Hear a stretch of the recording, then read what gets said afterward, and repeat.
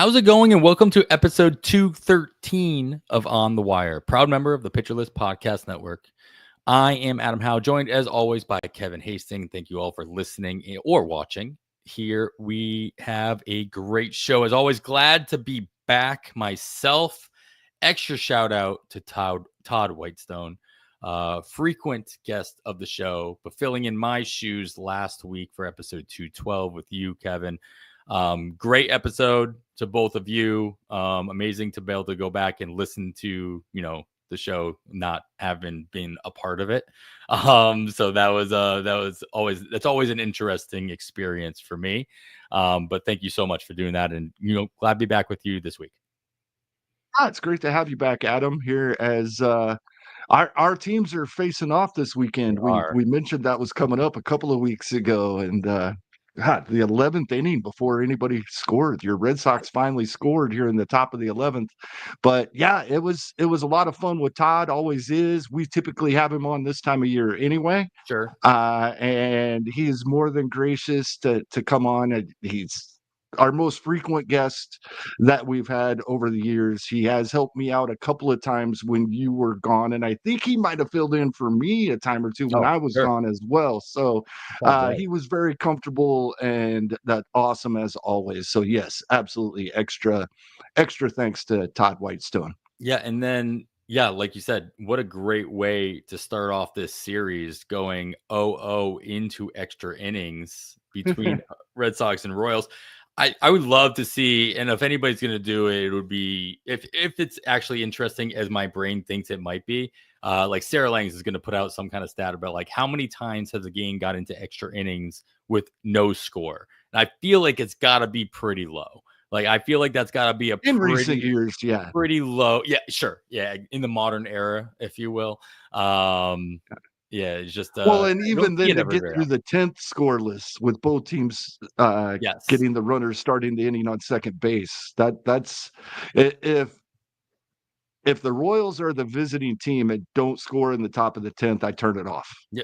I'm like, I don't want to see this. Hopefully they pull it out, but I'm not watching the bottom of the inning. Yeah, especially just in the regular season. Yeah, sure. Yeah. All right. Well, we got a few pieces of news. We were talking about this right before we started recording. Not a ton of, I would say, FAAB related news happened through the week. So nice little deep breath. We can, spend a little bit more time on the news that we do have. Obviously, a lot of news does happen, but as I'm scrolling through everything, not a lot that's going to impact your FAAB considerations. So let's get into the things that might.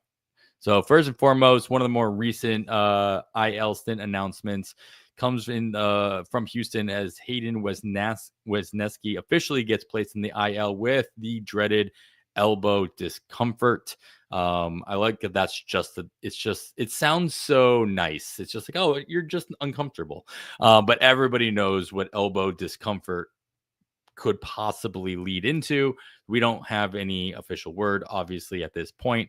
But with Wesneski officially out of that rotation consideration for the Astros, what can we expect to kind of fill those shoes, at least in the short term, if not the long term, for the rest of the season? I think it's Ryan Gusto. He had went back to the bullpen for one appearance, and now he's needed right back in the rotation. He bumped out of the rotation because of the return of Lance McCullers Jr. So with his history, they may still be looking for some starting pitching depth before too long. But yeah, in the meantime, I think this gives Gusto another opportunity. And it was kind of a mixed bag.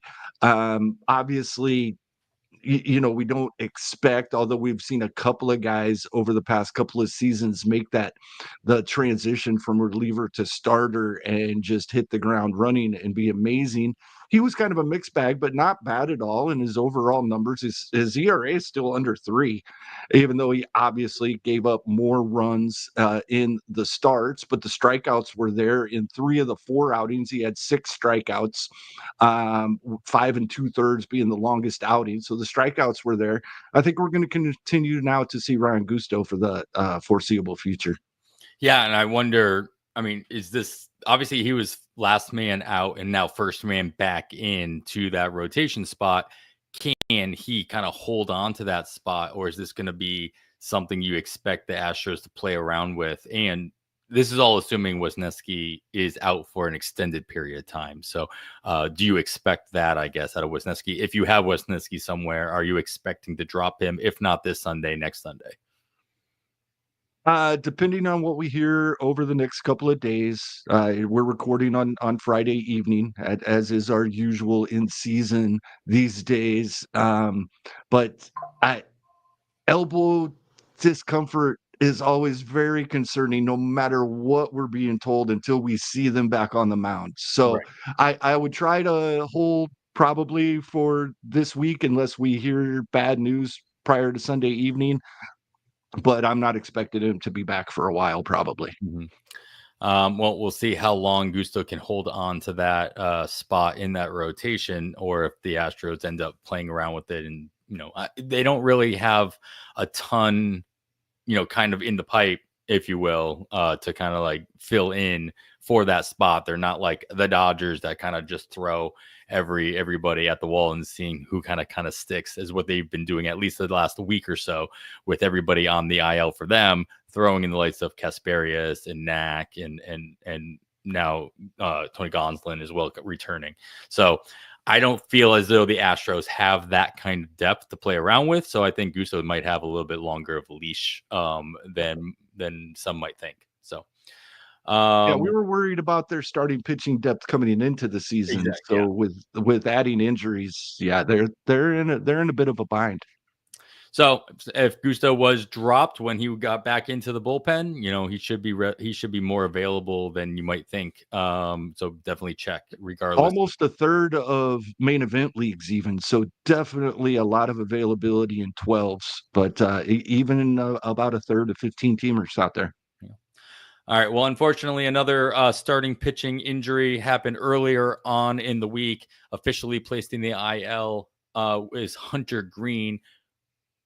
But fortunately, it is a grade 1 groin strain rather than anything arm related. Yeah, of course, the groin is still very important for most people. And so he's going to hit the IL. We're not sure exactly how long he will be on the shelf, but Chase Petty was brought back up from the minors to take his spot in the rotation after how he performed in his debut. How excited or not excited are you about Chase Petty? Especially, here's the thing. The Reds have become like the Reds are the Rockies, really, when it comes down to it. Outside of Great America Small Park, like the Reds are just awful. And so the win chances here are few and far between. But Chase Petty is, obviously a prospect name that a lot of people have been following for quite some time. What are your takes on Petty, and is it a situation that you would expect to try to be a part of moving forward? I think so. I think it's intriguing. Somebody with his track record in the minors, I'm not just going to discount for one major league outing. Right. Yeah, he got jumped on for 9 runs and 2 1/3 by the Cardinals, including 2 home runs, a couple of walks, adding to the trouble. He got 7 outs and faced 16 batters. So and that adds up 9 plus 7, 16. So I mean the final batter was that second home run. We know that. But yeah, no, this is somebody that we were somewhat excited about. And I think this could help keep the price down. And if you were interested in Chase Petty prior to that outing versus the Cardinals, I think you should be more interested now because the price is going to be less. Yeah, and you got to assume that he's also going to hold. This isn't a spot start. This isn't just coming up. Was that a doubleheader that he was called up for his debut, or it might have just been a spot start? I can't remember. But either way, it was not expected to be a long-term call-up, and it obviously wasn't. This one very well could stick a little bit longer, at the very least, as long as Hunter Green is on the IL for, unless he forces himself back down to the minors with another, blow up. And he might even get more of a leash as well, just because they also don't have all of the options. Of course, the Reds are probably a little bit deeper of a minor league pitching options than the Astros were, what we were just talking about. But I would still expect Petty to have to really blow himself up to, lose a second chance at a rotation spot in the next go around as well. It's a nice matchup for him this week too. It appears we'll see him on Tuesday at home. Yeah, Great American Small Park, but it's versus the White Sox. And then the end of the week, it is a two-step Cleveland, kind of mid-pack team, not a team we're worried about. Would I throw him out there in his first game back versus Cleveland in Great American Small Park? Probably not, but I will absolutely take that risk when he gets the White Sox earlier in the week. Yeah, fair enough. Of course, a lot of that depth too, as I was kind of referring to, is like the likes of like Rhett Lauder, who's also on the IL. So maybe that depth isn't as tight as I was alluding to earlier. So even more of a leash. Staying with Cincinnati, but now we'll go to the well, honestly, I didn't even put it on here, but like Cincinnati has flipped a whole bunch of their lineup throughout the course of the last week. The one I'm going to focus on right here first was injury related, with Noelvi Marte hitting the IL with a left oblique strain. Rhys Hines comes back into the picture and takes his roster spot. Obviously not a 1-for-1 at third base. So what kind of implications does Marte's absence have, not only on the lineup, but also on the infield?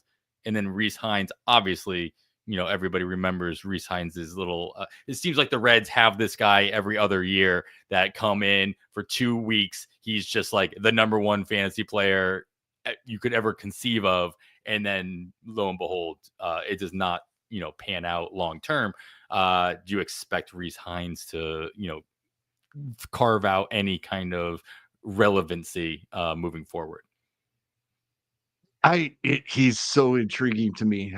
Number one, we're not going to see the bid prices we've seen for him in the past. Sure. When we were really excited he was coming up, due to what he did produce at the major league level. Now, overall, you mentioned that hot start, right? But he still ended up in 51 plate appearances last season, hitting 261 and with 5 home runs, right? And of course, that all 5 of those home runs were like in the first 6 games. But it was nice to see. And then we saw the strikeout rate his strikeout rates are over 30% even in the minor leagues. So we can't be too surprised. It actually came down last season. He had been striking out nearly 38% of the time at AAA and struck out 31.4% of the time in those 51 plate appearances with the Reds. This season, his strikeout rate at AAA in the first 33 games was under 30%, barely under 30%, but it was under 30%. So that is the key. If we can see him keep that strikeout rate at or below around 30%, I think he can be a productive major league hitter and an asset to our fantasy teams. He already has 8 home runs on the season in 33 games at AAA. Already has 1 in his second game with the Reds. It's intriguing that he played right field, or has played right field, all 3 games since he was called up. Spencer Steer is playing the infield, moved in from left field. If Jake Fraley does not go on the IL, he has missed 4 consecutive games with that calf injury. If he does end up going on the IL, that's going to solidify this playing time, give him a little bit of a leash. If he keeps hitting home runs, then we might just see Spencer Steer, shuffle back over, and he can remain in this lineup because, as you mentioned, the Reds have done quite a bit of shuffling already, and they have not been producing as a team. So if Rhys Hines hits some home runs this week before Jake Fraley comes back, I think he'll stick.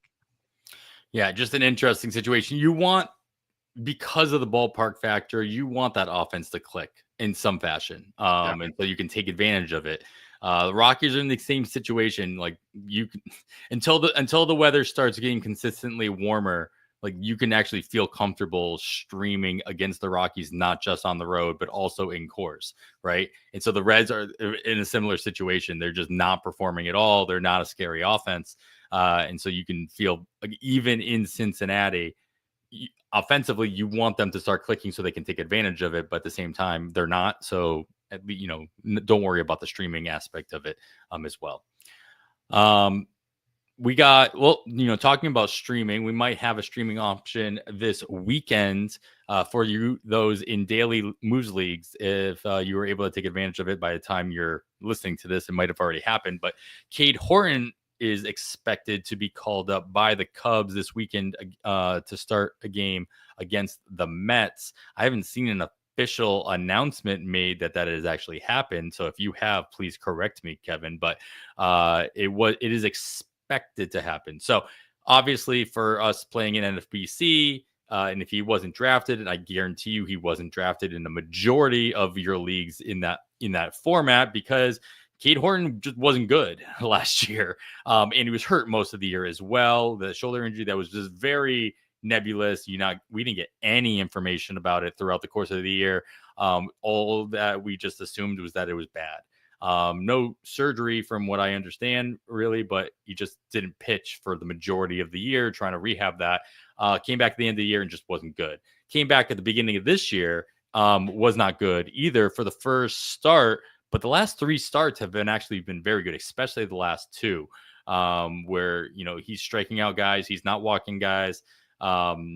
Nick Pollock has talked about Cade Horton a couple times on the Plus Pitch podcast, not being a huge fan just because he hasn't really shown more than 2 pitches, and not something very Ben Brown like, but with the slider instead of the curveball. And it's not that good, in at least what he's been looking at.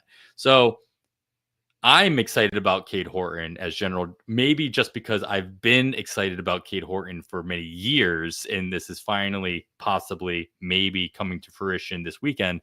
How excited, I guess, should I be? Should I be tempering these expectations because this is completely just a necessity for the Cubs? They don't really have a lot of options to kind of fill in their gaps in their rotation at the moment. It feels very Ben Brown like from last year. Felt like that's why Ben Brown ended up coming up when he did. But if he does start on Saturday, not Sunday, because if he starts on Sunday, we're waiting a whole nother week, right? But if he starts on Saturday, we can bid on him this weekend. If he does average, if he just holds his own, what do you expect the bids to be like on Cade Horton on name recognition alone? Triple digits, easy. Easy. Because he gets the White Sox. Is another one. He gets the White Sox next week, right? That would be his start. If he pitches Saturday, he would line up late next week versus the White Sox, and that will be very enticing. And at AAA this year, only 4 earned runs and 33 strikeouts in 29 innings. His ERA is 1.24. So we are finally seeing the Cade Horton we've been wanting to see for quite some time. He did not perform well at AAA last season, as you brought up and there was injuries involved. He only had 34 innings overall in 2024, 18 of them at AAA. But he had been, lights out everywhere before that, and now this season at AAA again. So I think the excitement is still there, especially when people pull up his page and see the numbers that he had at AAA so far this season, and then look ahead at next week and, he'll get the White Sox if we do indeed see him on Saturday, which I think is what most of us expect. Yeah. I mean, he's just gotten better throughout this course of this season as well. Just in AAA, just this season, he's faced more batters in every single game throughout the course of the season. His last 2 recent starts, 6 innings in both of those, 1 earned run in each, 1 walk in each, and on just 1 home run between the 2 games. So he's obviously getting better. He's getting in the groove. He's just getting obviously more comfortable throughout the course of the season. His first start was not good. He didn't give up any earned runs, but he obviously was on some kind of pitch count because he only went 3 1/3. right? And so he's obviously ramping himself up throughout the course of the season. And here we are. So we'll see how he does against the Mets. If he actually gets an actual call, again, no official transaction has been made as of this recording. We're recording Friday night around 10:40 p.m. So pretty much all your games are over as well. So if there was going to be an announcement made, kind of assumed it would be made by now. So I'm worried we're going to get a whole week. We're going to see him pitch in that White Sox game. We're not going to be able to bid on him until after that one. Because if he does get the call up and he starts on Sunday, we're all kind of screwed. Yep. Or we'll see. Well, maybe it'll be a blessing in disguise. We'll see how that works out. Last piece of news, we're going to go into Baltimore. This is a little bit of speculation, a little bit of news. And it's news because Jordan Westburg and Tyler O'Neill are expected to be starting some rehab games at AAA Norfolk this weekend, lining them both up as long as everything goes well with those appearances to return to the Baltimore lineup maybe by the end of next week. No date, no how amount of games either one of these guys might need in these rehab starts to come back has been announced. So that's the speculation part. But you do have to assume at this point that they're both kind of around the corner by, the next when maybe by the time we need to set up our lineups for the, next weekend, maybe they're both available again. So assuming they come back in similar times, that kind of does a big shuffle to the Baltimore lineup. What kind of expectations do you have of what that lineup will look like when both of these guys, who in all expectations are everyday players for the Orioles, assuming that they are healthy? Yeah, Tyler O'Neill is actually in the lineup Friday night. I missed that. That surprised. I don't think anybody was expecting him. I knew it was possible maybe this weekend. I don't think we were expecting to see him on Friday. He was there in the lineup. So yeah, Baltimore has just been a mess, right? One, they're underperforming as a team. Two, the young players that we were all excited about last year when we were watching them all just mash at Norfolk. Oh man, we haven't seen that translate to the major league level really for anybody. And including Heston Kjerstad, who I think will be the one to lose playing time when Westburg comes back. They can shuffle some things around because I think Cedric Mullins and now Tyler O'Neill are going to be out there in the outfield. We've seen Ryan O'Hearn be one of the best hitters on this team to the point where he's even playing versus lefties this season.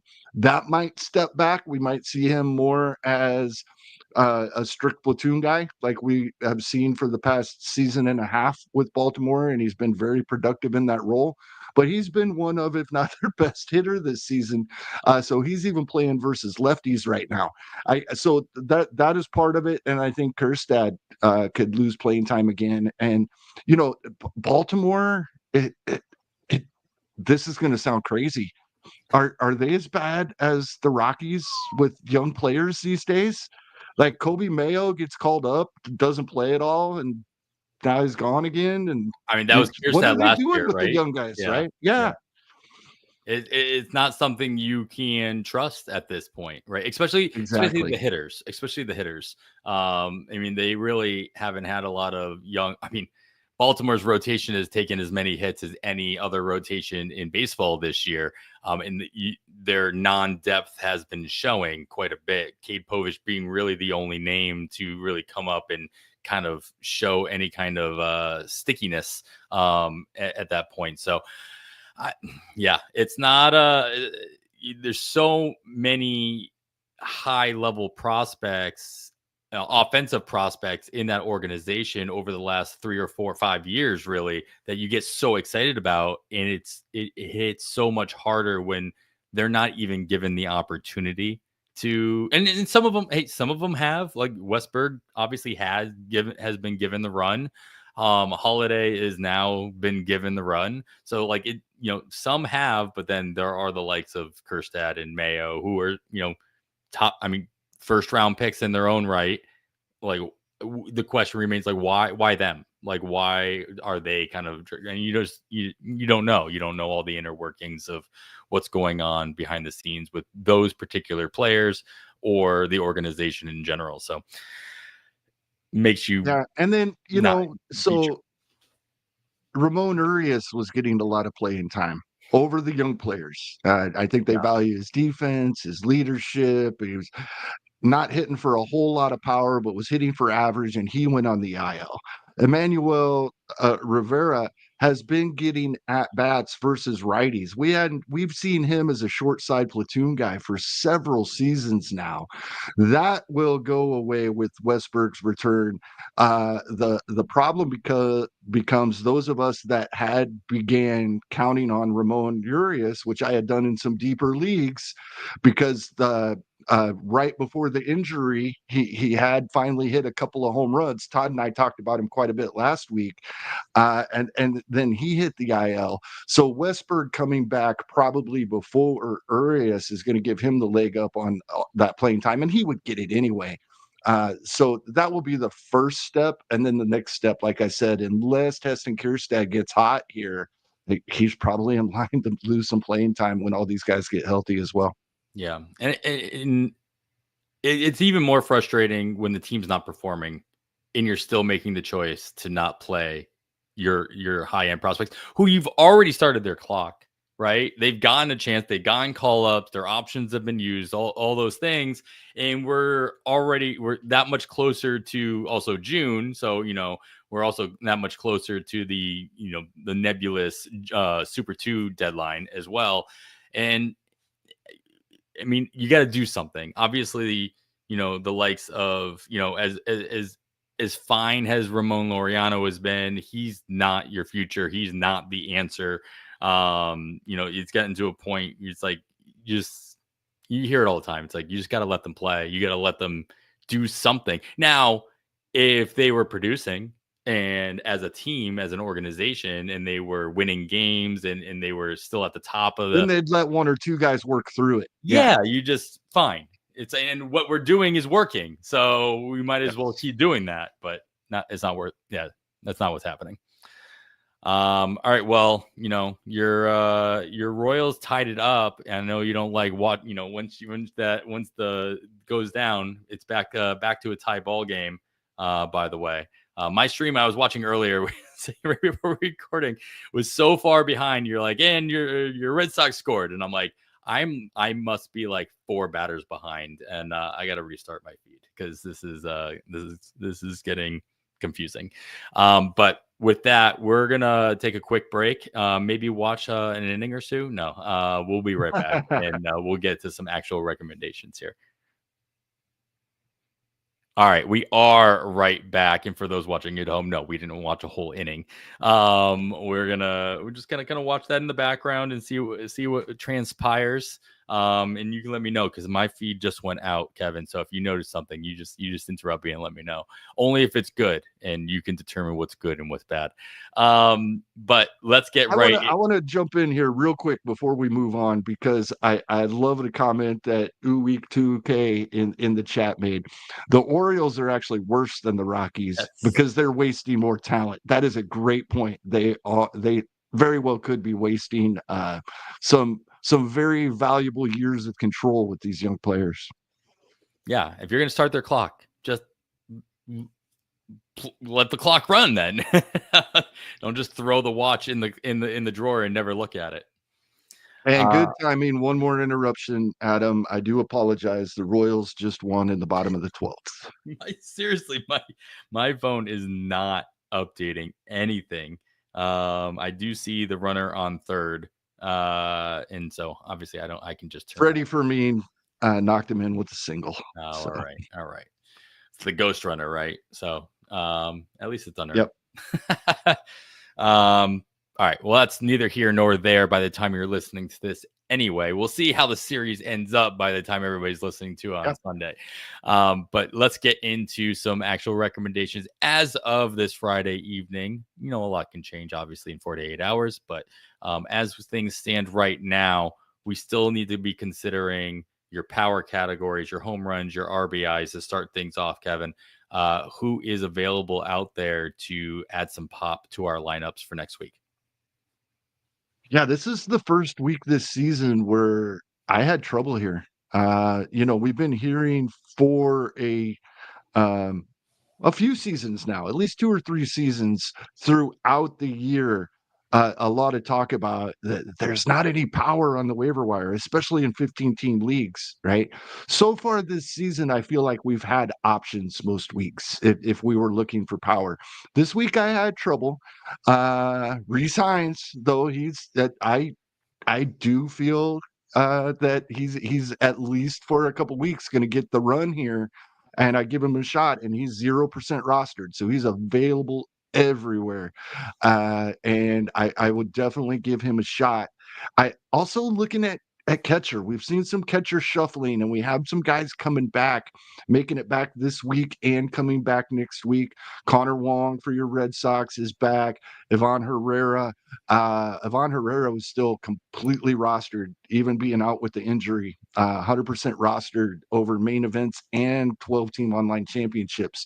So he's not available anywhere, but Bo Naylor started hitting and hitting for power. I think 3 of his 5 home runs have come in the past 8 games. And yes, he is nearly universally rostered in 15s at 98%, but less than half uh, of leagues is he rostered in 12-team online championships. So it's worth checking in the deeper leagues and the shallower leagues.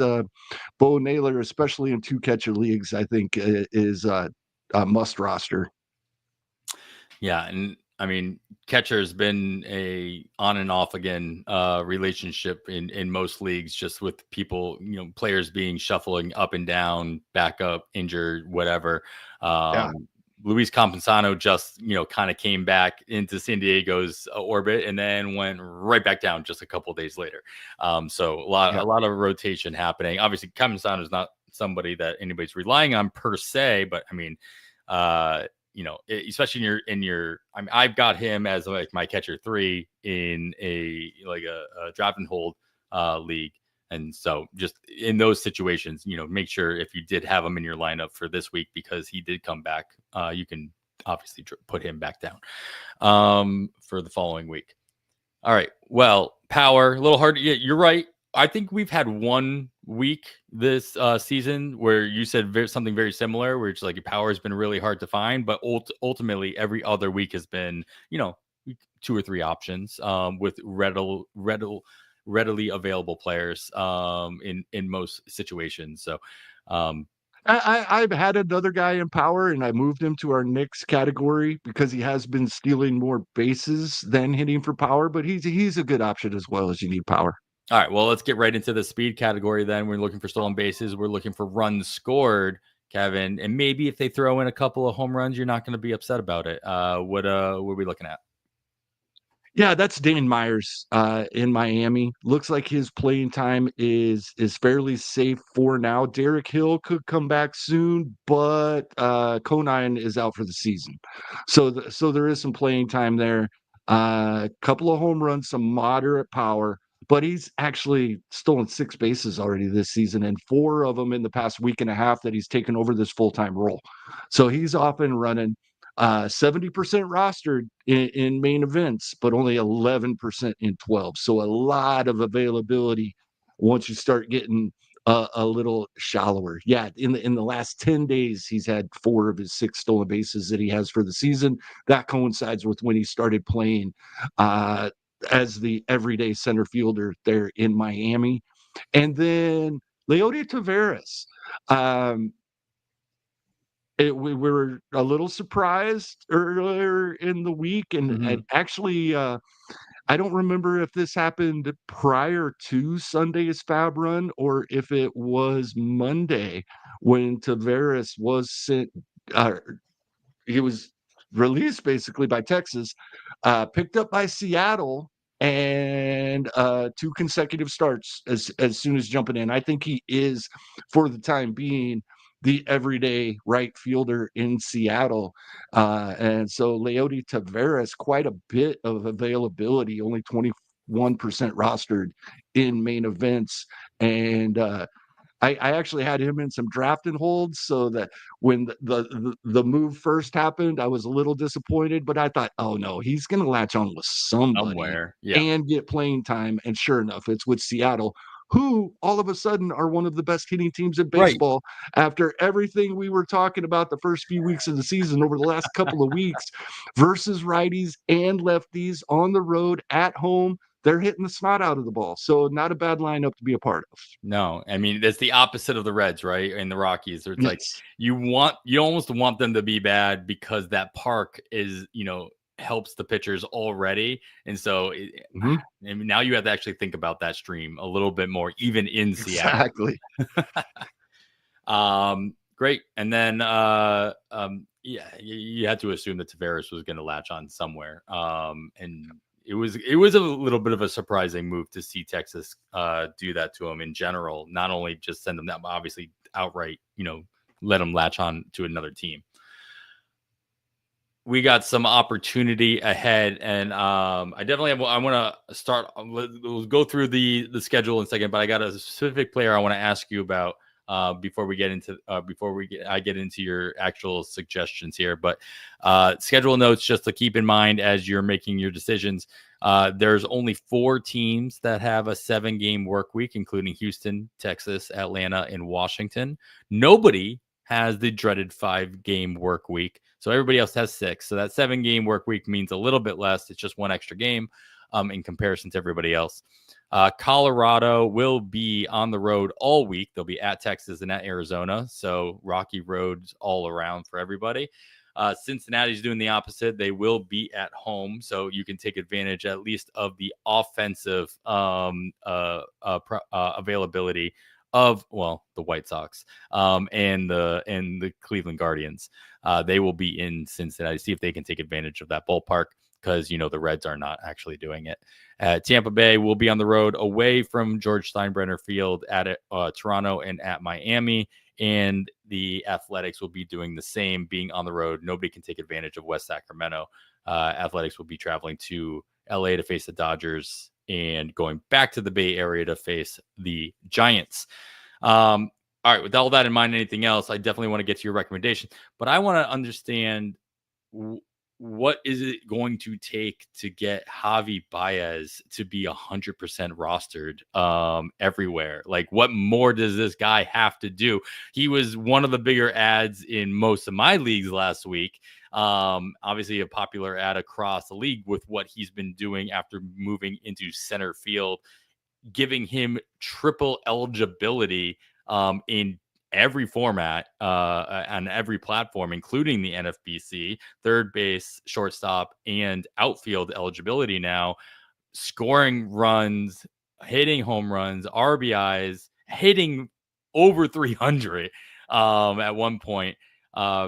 Still only 98% rostered in the main event and only 85% rostered in online championships, those 12 teamers. So there's obviously just like 1 or 2 teams in the main event that are leagues, whether or not, maybe I didn't look into it. Maybe he was dropped because, they're just people just dropping him right before while everybody else was picking him up. Or, what the case may be. But even in a 12 teamer, like what more does he have to do, and how many more positions does he have to be eligible for him to be rosterable in 100% of leagues? I think in most leagues, somebody has made the jump. In a handful of leagues, still nobody has decided this is for real. Yeah. And everybody's worried that the first week we put him in his lineup, that strikeout rate spikes from 23% to 46%. The thing is Right? that he's in all the lineups where he's rostered. He's also starting 98% Yeah. rostered in the main event, 95% starting this week. And so those who roster him are taking the plunge. It's just the fact that he's not rostered everywhere. Yeah, absolutely. And what was the date on Monday? The 4th? Yeah, that or sounds right. the third or fourth. Yeah. So he's been great for batting average this week, right? All three of his home runs on the season came last weekend, Yeah. late last week, 3 consecutive games. And that's why I'm sure that rostership was much lower last weekend. He Yes. made those jumps, not quite to 100%, especially in the 12s, like you said. But yeah, now this week so far, heading into today, 6 hits in 15 plate appearances. Right? He's crushed. He's getting on base, couple of doubles, but no home runs. The runs scored and That the yeah. RBI have been amazing, right? And all 16 still at the runs and bottom of the 19 order. RBI on the season. That's pushing that's 90 runs and 100 RBI pace for a season. That's been fantastic.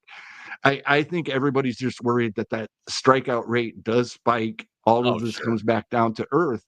But yeah, if he's still available in your league, I would pick him up. I would ride this as long as it lasts. Sure, the first time he goes on a 3 or 4 game hitless streak, you might not even need to hold him on your bench. You can go ahead and drop him and assume we're heading back to the bye as we've seen the last couple of seasons. But this, we never know. He's not that old. Right? He's still 32. Right. This could be he could have made a tangible change here. The I don't know that he has, but he could have. no, don't get me wrong. I don't Yeah. believe this. It's just a matter of like you gotta ride it out, right? You have it's like the idea that when a pitcher is just doing the Vargas rule, right? It's like you just ride it out until they prove otherwise, and as soon as you prove otherwise, you just cut bait. You're fine. You shown your cards. You know who you are. I already knew who you were. You've taken off the mask. All right, let's just move on. But that Yeah. time A few hasn't come years yet. ago when most of us were filtering by category results that we count in Oh, fantasy sure. baseball over the last 2 or 3 weeks to decide who was hot and that's who we wanted on our teams. Javi Baez would absolutely have been 100% rostered in all formats at that time. Yes. Fair enough. Fair enough. He's not even playing. The thing is, even Detroit's not playing him 100% of the time. He's still getting like every third or fourth game off as well, or at least he's not starting those games. I think it was also a combination that you knew he was going into Coors for a series this week as well, and so That helped. you think that would have at least bumped him up to the 100% rostered in the 15 teamers, and definitely a 12 teamers as well. But all right, well, we'll move on to actual names. It just stood out to me because I saw how popular he was in all my leagues, and then I went to go check to see what his rostership was, and it wasn't 100%, and it kind of had my eyes open. But let's see somebody who, any players that have a good opportunity or shown some new skill sets moving forward who are more readily available that we might be looking at. Yeah, a guy kind of with middling rostership, I'll say, because I have a guy that's widely available and also one that a little less available, especially in 15s. But Daniel Schneemann for the Cleveland Guardians over the past several games has been hitting second, and he's actually having a nice season as well. And he has sat versus lefties some, but the fact that he's now hitting second versus righties makes me comfortable, and it also makes me wonder if we'll see him stay in the lineup versus lefties more, but just move down in the lineup as well. 5 home runs on the year in just 80 plate appearances, but now getting regular playing time and in that 2 hole versus righties. His strikeout rate right at what he is projected for in the mid 20s. So not great, but not bad either. Walk rate double digits as it has been over the past few seasons in the minors. And so he's been producing, and his move over 4 games now, 4 consecutive games in that 2 hole versus a righty. I'm pretty excited about what we could get out of Daniel Schneemann, where he's available in half of 15-team main events. He's rostered in 53%. He's available everywhere in 12s, only 4% rostered in online championships. A name I have brought up this season, probably in a similar situation. Luis Matos in San Francisco. They do face 3 lefties this week, but for the weekend, those of us in NFBC style formats where we can change our hitters on the weekend, 2 of the 3 starting pitchers next weekend for San Francisco appear to be lefties. So we would get 2 out of 3 out of Luis Matos if you're looking for coverage in the outfield next weekend. And then the guy that is he's Luis Matos, by the way, is 0% rostered everywhere. Eli White, 15 straight starts since Kelnick was sent down. So we've seen Atlanta experiment. We've seen, Alex Verdugo's leading off. I wanted to put him in here. He's rostered everywhere. Wasn't really surprised about that, but I wasn't really sure he would be either. But he's rostered everywhere, leading off every day. But 15 straight starts in the outfield for Eli White. It appears Atlanta has moved on from Brian De La Cruz. They signed Eddie Rosario, and Todd and I talked about him last week, and I was like, ooh, versus righties, are we going to see the Eddie Rosario magic that all last season, when the Braves were facing a bunch of righties, he would come through for us. They already DFA'd him here on Friday today. So this is Eli White's spot for the foreseeable future. Yes, we are getting closer to a Ronald Acuna Jr. return, Sure. but we're probably still at least 3 weeks away, because we haven't even seen him start partaking in baseball activities yet. I don't believe. I could be wrong about that, but I think last week we were told it would be a couple of weeks. So then his ramp up time, we're looking at 3 or 4 weeks of Eli White getting this run in Atlanta. There you go. Yeah. Calling back to Luis Matos is always somebody that I look at almost every week and want to pick him up. It's just a matter of knowing if when the Giants are facing lefties. if those matchups are actually going to happen. Because otherwise, maybe you get one game, or a pinch hit or something like that, and just obviously the volume won't be there. Awesome, great bats, even with the thinner than normal power options out there. Great names to keep an eye out and see if they're available. And a lot of these guys in the opportunity section are readily available, especially in your 12 teamers, if they make sense. And with the moves that they are making in real life, that they can make a move into your lineup, especially the guys like, Schneemann, who is moving into that 2-hole spot. Those are the things that you should be paying attention to, because we're not filtering by the categories that they've done over the last 14 days. We're going by the categories that they might do in the next 14 days. And exactly, you got to know how that could possibly work out. But with that being said, we got to get into some pitchers now, Kevin, and we're going to do that right after this break. All right, we've got some wins and Ks. We got our pitching categories to talk about. And of course, we start with our volume stats. Wins and strikeouts. Guys who have 2 start weeks, they can vulture a win, maybe as a follower, like Kasparius was able to do, or at least be put in a position.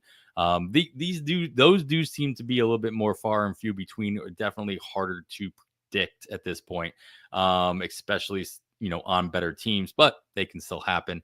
Who are you looking at to get us some wins and some strikeouts for the next week, Kevin? Yeah, as far as chasing wins, my first submission here isn't the greatest, because he pitches for Minnesota.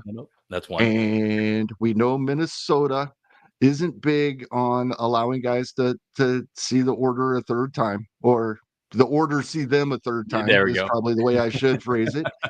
But Simeon Woods Richardson has been performing well.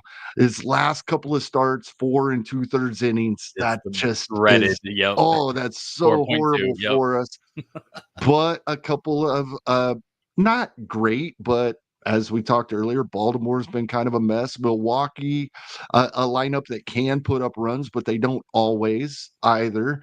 So a 2-step at Baltimore, at Milwaukee for Simeon Woods Richardson. I'd give that a shot. 67% rostered in main events, but only 1% in 12. So this is one of those guys where there's a big drop off between the 15s and 12s. So the deeper the league, the more enticing he is, so to speak. But yeah, it's just a matter, can he be efficient enough to get through 5 before getting too far into the order that third time, or Minnesota will take him out of the game.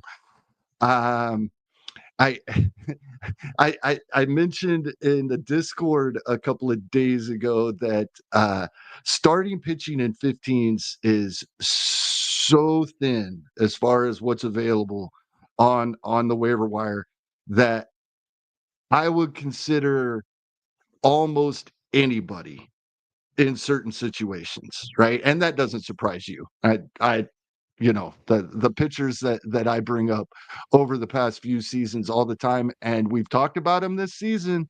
Patrick Corbin gets Rocky Road this week, and the Colorado Rockies have a 42 WRC plus versus lefties over the past couple of weeks.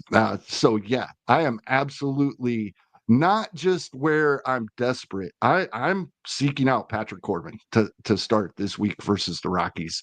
Love that. He's only 21% rostered in the main event, 2% in 12s. Jake Irvin at Atlanta and at Baltimore. Few weeks ago, we would have thought, whoa, whoa, whoa, whoa, whoa. Yeah, that's a matchup I'm not interested in. But both of these teams are mid-pack versus righties so far this season. And he is 93% rostered in 15s, but only 46% in 12s. So Jake Irvin is a definite possibility with a 2-step. Hopefully people listened to Todd last week and picked up Colin Ray last week. Sure. He is 98% rostered in 15s now, 69% in 12s. But listen to this 2-step, Adam. Miami and the Chicago White Sox. It does not get much better than that. So Colin Ray will be 100% rostered even in those 12s, I assume, when we record next weekend. And then Ben Brown, you mentioned briefly earlier in the show. He's completely rostered in 15s, but 25% of 12-team online championships he's available. And he gets Miami at half of that 2-step that Colin Ray gets this week for the Chicago Cubs. So that's who I'm looking at for starters. And all of them have at least some rosters or availability in 15s and a lot in 12s, and a couple of them some decent availability in the 15s.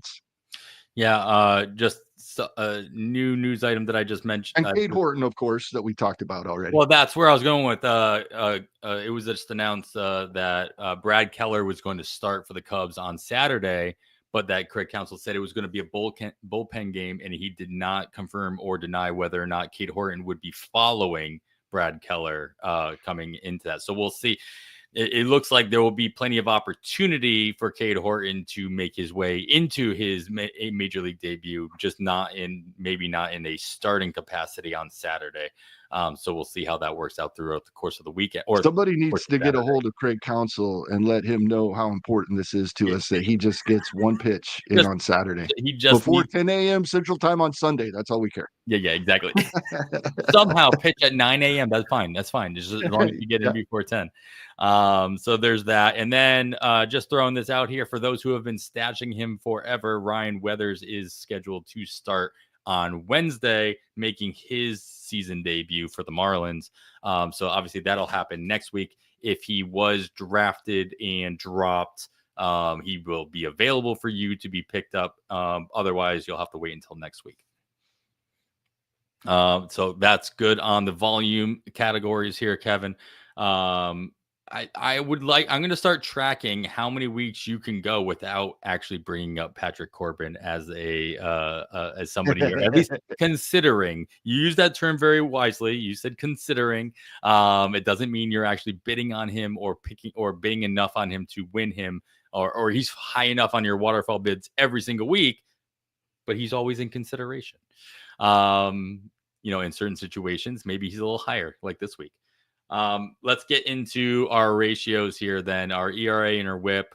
we are getting deeper and deeper into the season, and every week we get deeper and deeper. It makes it harder and harder to make a dent in these categories. So you got to start every single week. You got to be thinking about these categories. So who is out there that you think can put up enough innings, positive innings, to make said dent in these categories, in the ratios?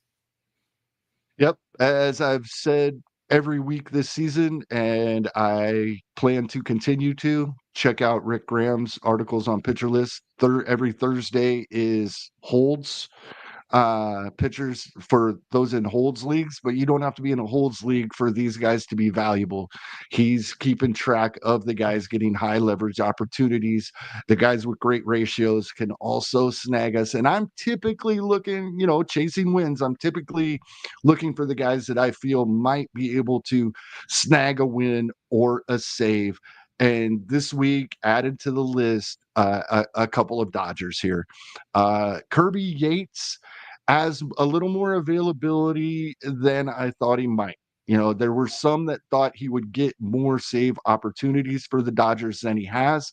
Although he did get his first save this week, if he gets a second one, that makes him expensive. And unless you need him for the saves, then I would throw him out of this category because of that expense, right? We're typically looking at guys, like we always say, list 15 of these guys, and whichever one you get for $1, you're happy with, right?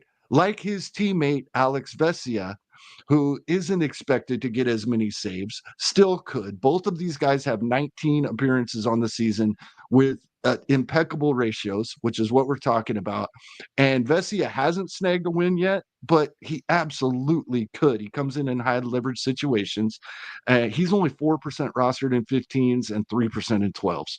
He is somebody that I think is perfect for this category. But it's worth checking on availability for a guy like Kirby Yates as well.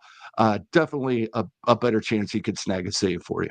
Yeah, I mean, these kind of guys that are putting up great numbers in general are often used in these high leverage situations, and good Yep. things end up coming to those situations. Like Casparis, I brought him up earlier. Obviously, a high target on many FAAB bids last week, with the expectation that he would get stretched out and get some start opportunities, with the potential to start or this current week that we're in right now. But I mean, I had him in a 15 teamer earlier in the season out of necessity, just because my team, like, I just had to hold on, because he was just being put in the right situations at the right time on a good team. Mm-hmm. Right. And so great. I didn't have to bid on him in that league. Sure. But that wasn't even the most beneficial part. The most beneficial part was just the fact that he was already producing. He was already producing better than most streamers would have, especially in a 15 teamer.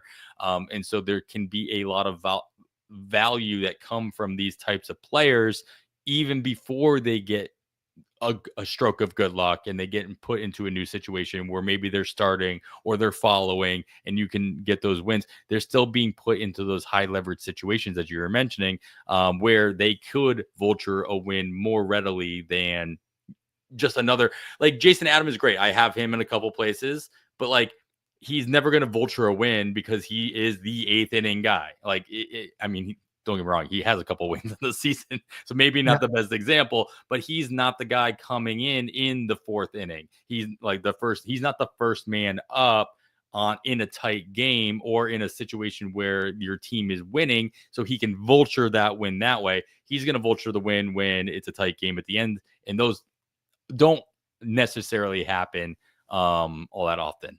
So I mean, there's obviously value in both situations, but just don't devalue these guys that are coming in the fourth, fifth, sixth inning, if they are coming in at that time when the game is close, when the game is tight, and they can be put in the situations to take advantage of.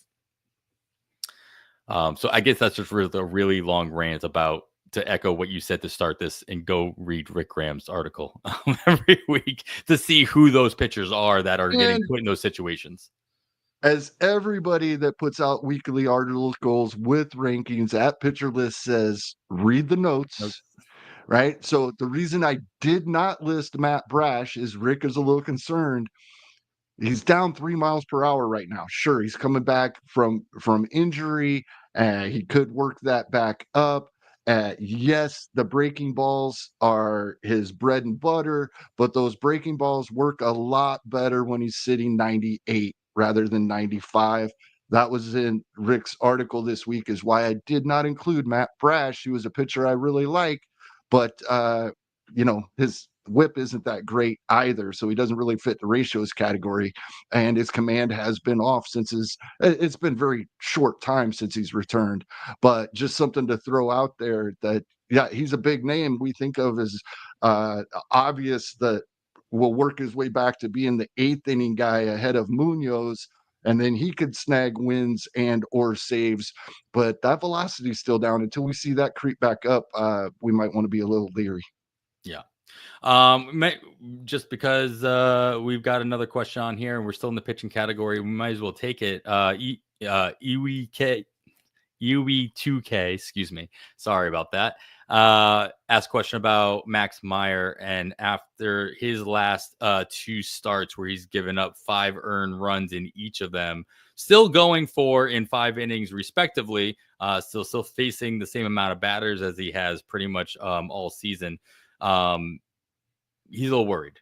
Are you in what he just asked, is Max Meyer droppable? And I'm going to say absolutely not, but it depends on your format.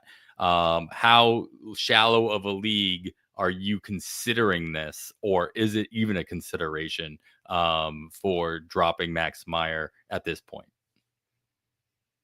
I feel like if you know I'm with you. I'm not dropping him yet. I guess it's possible if I'm in a 12-team league and I have a couple of injuries and I'm churning my roster and the players available. I'm definitely holding for now in a 15.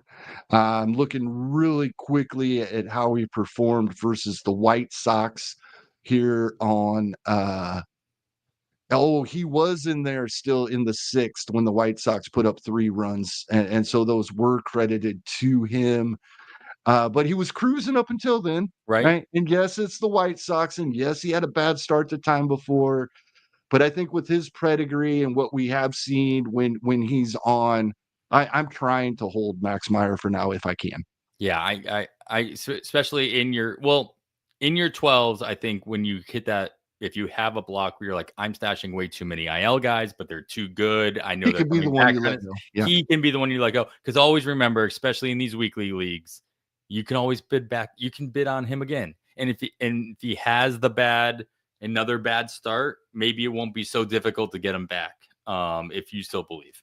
And then maybe after another bad start, you believe a little bit less and you don't feel so bad about your drop anyway. So that's a great question. Not a type. It's interesting because it's not a type of player that we usually get to talk about because Max Meyer is not available anywhere. But Right. you do have, for every time, all these guys that we are talking about picking up, you got to drop somebody, right, in order to pick them up. So knowing who that drop is going to be on your roster is sometimes as equally important, especially when you're trying to calculate those bids. I talked about it a couple of weeks ago. Just knowing how much you want to bid on a player is determined based on how much you need the player, not so much how much the player you think can produce. But like if you've got an open spot and your corner infield, you better bid up for all those corner infielders because you got to get somebody, because you'd rather not take the 0, right? How much is that 0 worth to you? All right. Well, the last pitching category here, Kevin, we do have to talk about saves, of course. And there's, not a lot of fluctuation happening for at this point. Happens in kind of like waves throughout the course of the season. But if we are either stashing or eyeballing somebody that can be put into a position, who might we be looking at? Especially in 12s, Zach Agnos is the guy in Colorado now, and he's performed magnificently. 28% rostered is all in 12-team leagues. He is 86% rostered in the main event. So the deeper league players have been on him for a week or two. But he has been amazing, and Colorado's on the road all week as well, so we don't have to worry about Coors Field in those matchups. I believe they face Texas and you mentioned it Arizona. earlier, Yep. Arizona. Mhm. Yeah, so a couple of decent lineups, which it, in a funny way, I justify this, right? This means if Colorado's leading the game, it's not going to be by a lot. So save There we go. opportunities. And they only have to go 1-2 against each of these teams for him to get 2 saves on the week. And we really only need 1 out of a guy when we're streaming for saves. If we get 2, that's amazing. And he could stick on your roster. It may not just be for the week. So Zach Agnos in Colorado, you're right. Everything kind of settled down. Just a week or two ago, there was all kinds of things in Mhm. flux. We were looking at San Francisco and Detroit. Will Vest got to save in Detroit again tonight. So that's not going to be one guy. We Not a know stable that. We think situation. we have Yep. it narrowed down to the 2 main guys now, which is great. So things have settled a little bit. I think Zach Agnos is probably the best available out there right now. Yeah. I like that a lot. I mean, it's hard to say I like that a lot. You're talking about a Colorado pitcher in general, but the situation, the opportunity ahead of for the week, the fact that they're on the road all week, in that some pitchers just figure out a way to survive in Colorado. They don't win, but they can survive. And usually in smaller spurts. So you can have a successful reliever on the Rockies. And as long as the Rockies are winning some games, to your point, they're probably winning those games by a small margin. And so we can take advantage of that with a save opportunity. All right, wild card. I'll be honest, I didn't hear who you guys talked about in the wild card section, but I do have a name here that I'm hoping you guys did not bring up last week.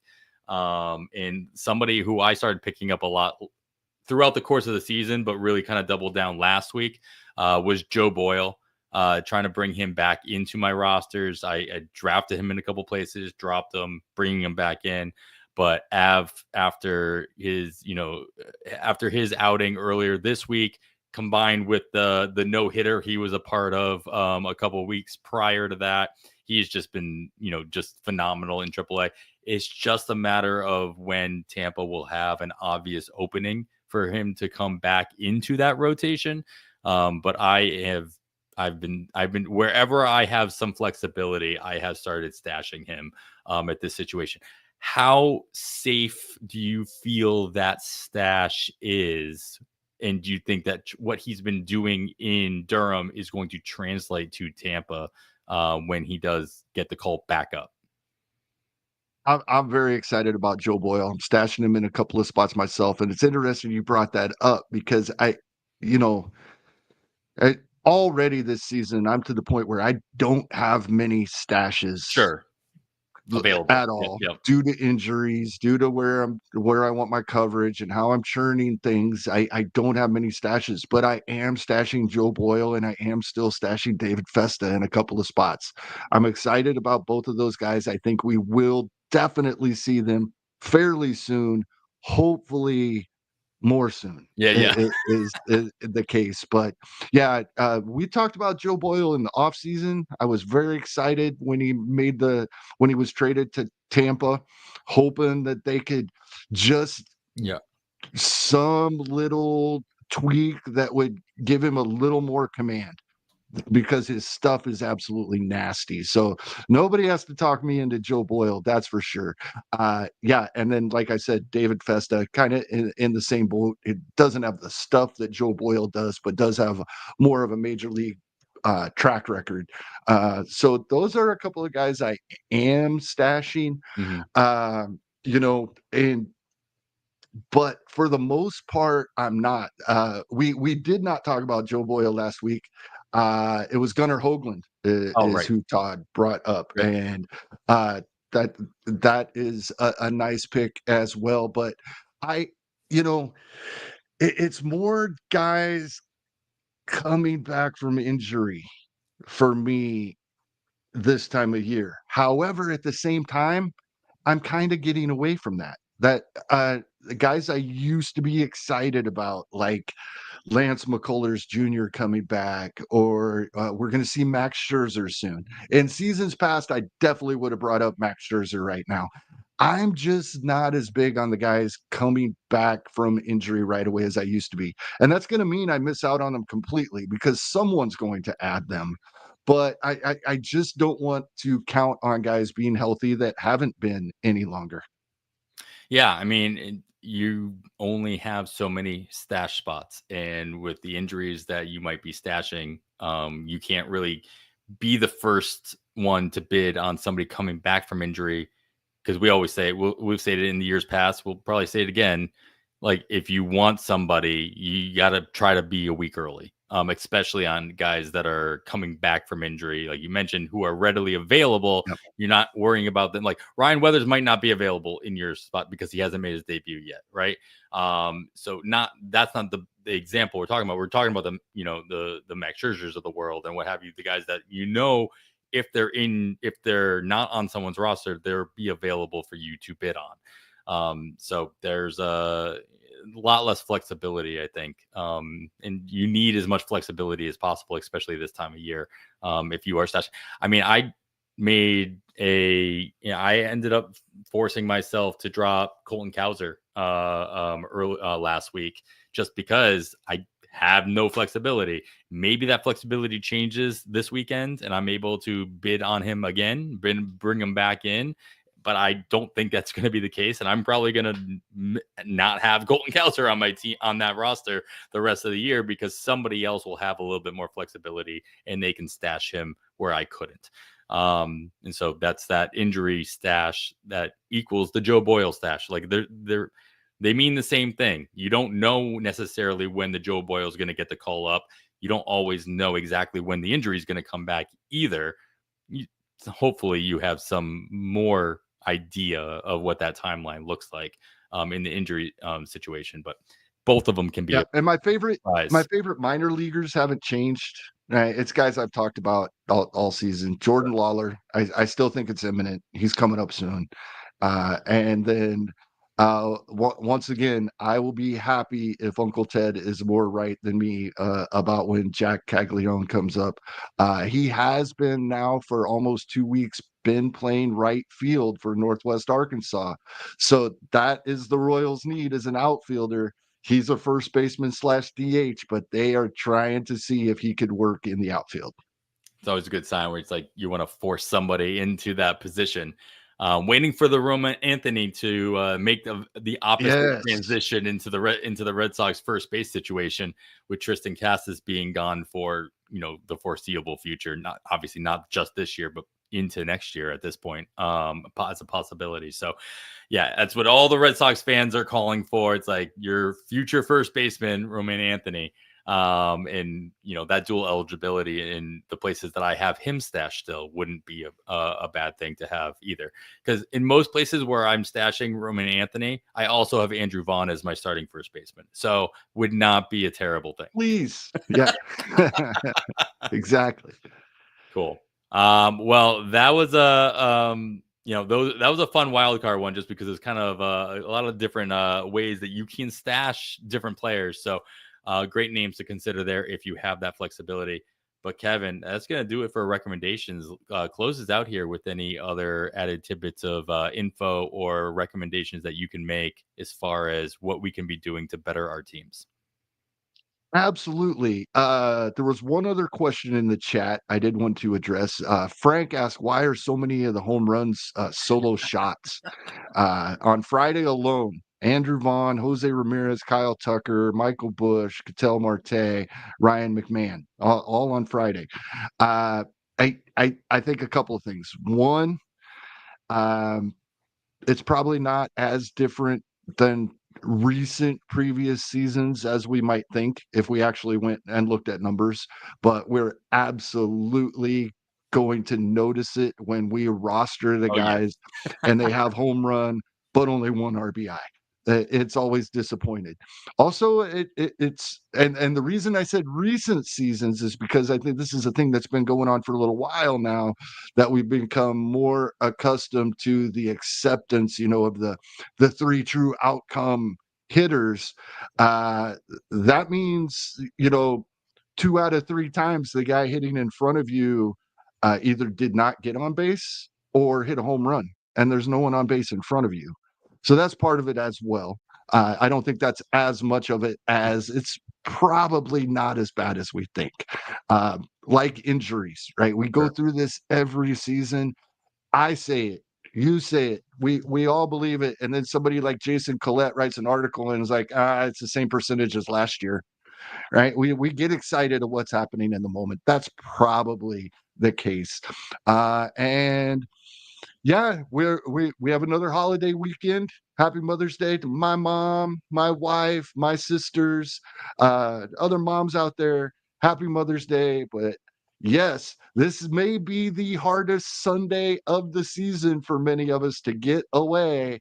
But do not forget, definitely have at least your waterfall bid set up preemptively so that you can sneak away for just a couple of minutes and make tweaks before the FAAB lock this weekend.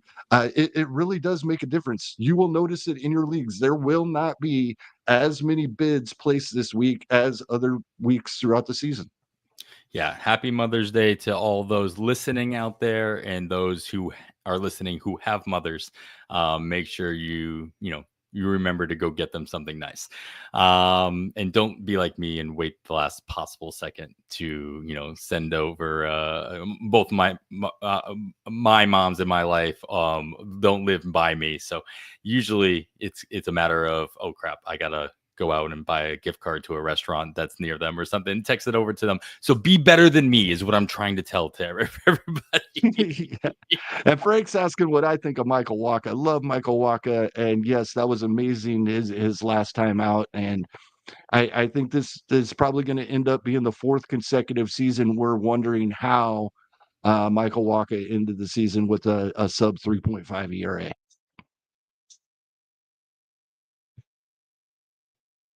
Oh, Adam, you froze right at the end. Oh, this is crazy. But I got you. We made it all the way to the end. So all I have to say is that's going to wrap it up for episode 20, or excuse me, 2. What are we at? 213. Going to wrap it up for episode 213 of On the Wire. Uh, be sure to check out all the other great podcasts over at pitcherlist.com on the Pitcherlist Podcast Network. The SP Roundup. We got Jake Crumpler and Trevor Huth in the mornings these days. Check us all out. We appreciate you listening to On the Wire. I am fumbling through this because I was not expecting, but after all of that, I am Kevin Hasting, and on behalf of Adam Howe, thank you for listening, and we bid you goodbye.